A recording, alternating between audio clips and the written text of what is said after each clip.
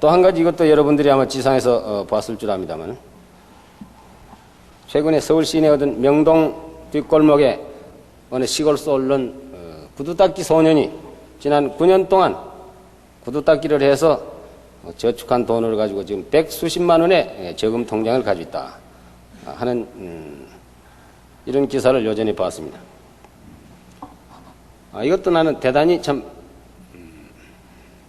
좋은 현상이고 또 우리 사회의 밝은 한 면이 아니겠는가. 물론 이 구두닦이 소년뿐만 아니라 이런 현상이 우리 사회에는 도체 많이 있을 줄 압니다만, 하나의 예를 든다면 근검 절약하고 거기서 생긴 소득을 가지고 아껴 쓰고 절약을 해서 저금을 했다. 그 구두닦이 소년들의 들어오는 수입이라는 건 우리가 뻔한 건데, 그걸 저축을 해서 몇 년 동안 저축을 해가지고 백몇십만이라는 이런 큰 돈을 저금을 했다. 이러한 등등은 우리 사회에 새로운 기풍이, 새로운 바람이 점차 일기 시작했다는 하나의 좋은 예가 아니겠느냐. 물론 이러한 기풍은 그동안 우리 정부가 앞장을 서서 국민들에게 호소한 그런 결과도 있겠습니다만은, 특히 우리나라의 언론계 또는 학계, 종교계, 그 밖에 사회 각계 각층에서 자발적으로 전개한 생활 건전화 운동이 크게 주효를 했다고 나는 이렇게 생각을 합니다. 또한 이런 운동과 발맞추어서 우리 국민 각자의 자각 또는 자숙에서 이루어지는 국가 시책과 시국에 대한 자율적인 그 협동정신,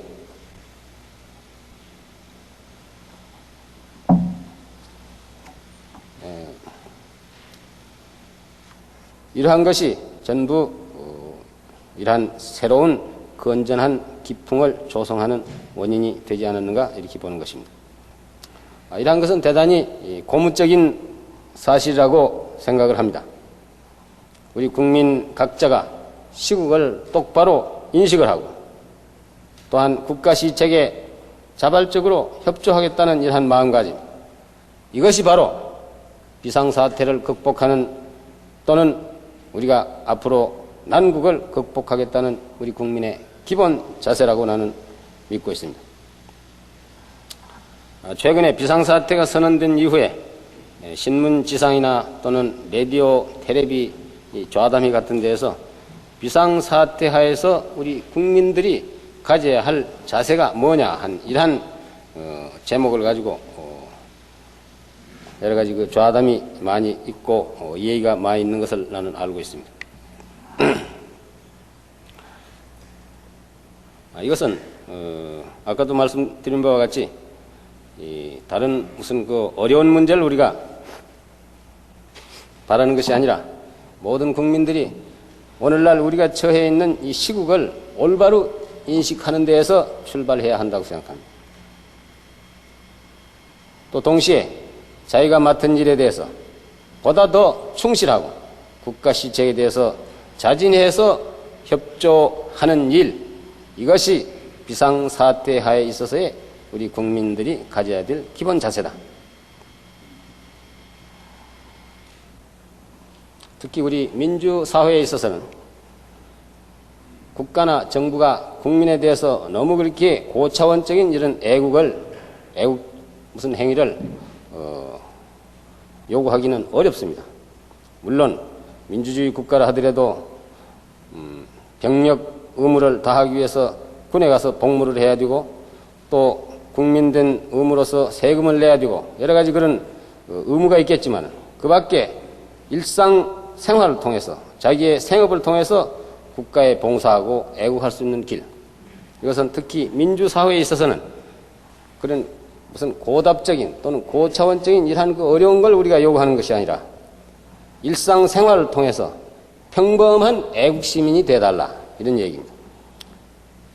아까도 예를 들었습니다만 한 젊은 구두닦이 소년이 가령 근검 절약을 해서 각고 정력 참 노력을 해서 절약을 해가지고 저축을 했다. 이건 틀림없는 하나의 미담입니다. 동시에 나는 이것은, 이 소년은 민주국가의, 민주시민의 한 사람으로서 훌륭한 애국 행위다. 난 이렇게 보는 겁니다. 구두 닦기 소년이 자기가 가서 구두 닦아가지고 버려서 자기가 저축했는데, 뭐 당연한 거지 무슨 그 애국 운동이냐, 행위냐, 이렇게 말할는지도 모르지만, 어린 구두 닦기 소년이 새벽부터 일찍 나가서 손님들 구두를 닦아주고, 열심히 닦아주고, 그 손님들 아주 기분 좋게 해서 그 모든 손님들이 직장에 가서 그날 또 열심히 일할 수 있도록 해준다.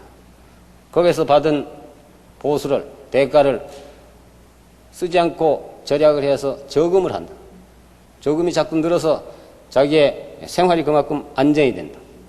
또 저금을 받은 은행이나 정부는 그 돈을 산업자금이나 국가의 경제개발에 또 쓴다. 이것이 결국 애국 행위 아니고 뭐냐 이거.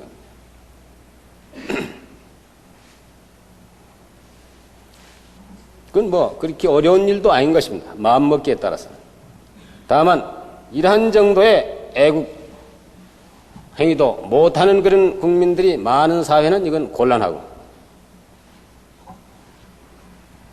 이런 평범한 이런 애국 시민들이 많은 그런 사회는 아주 건실하고, 오늘날과 같이 어떤 비상사태다, 난국이다 할 때도 이런 애국 시민들이 많이 있는 그런 사회는 끄떡도 없다.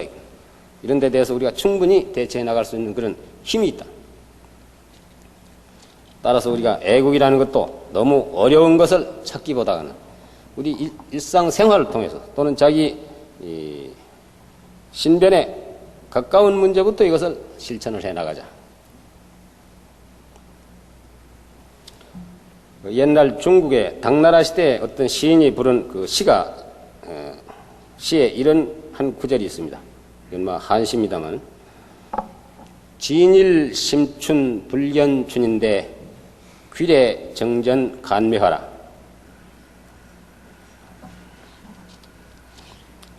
어떤 이런 봄날 저 야외에 나가서 봄을 구경하러 나갔다. 들로 산으로 헤매다니면서 봄이 어디 왔느냐 하고 봄을 구경하러 다니는데, 아직도 봄이 이르기 때문에 꽃도 피지 않고 새도 울지 않고 하루 종일 돌아다니봐도 봄을 구경할 수가 없었다. 그래 저녁 때 자기 집에 돌아와서 마루에 더 걸터 앉아서 저 뜰 앞을 보니까 담 밑에 매화나무가 한 폭이 있는데 거기에 매화가 몇 송이 활짝 피어 있더라. 아, 봄은 바로 우리 집, 우리 뜰 안에 여기에 지금 봄이 있구나. 이걸 모르고 하루 종일 온 들이나 산을 헤매면서 봄 구경 다녔다 하는 이런 얘기입니다. 이것은 진리는 우리들 가까이에 있는데도 불구하고 사람들은 흔히 이 진리를 먼 데서 구하려고 한다 하는 그런 뜻이라고 나는 생각을 합니다. 우리가 애국하는 소리를 많이 하는데, 애국하는 행위가 어디 멀리 있는 것이 아니라 우리의 가까이에, 우리의 일상생활을 통해서, 우리 모든 국민들의 일상생업을 통해서 얼마든지 할 수 있는 그런 애국 행위가 있다 이겁니다. 이것을 하지 않고 고연히 무슨 고차원적인 높은 어려운 그런 문제만 따지는 그런 소리를 할 필요가 없다.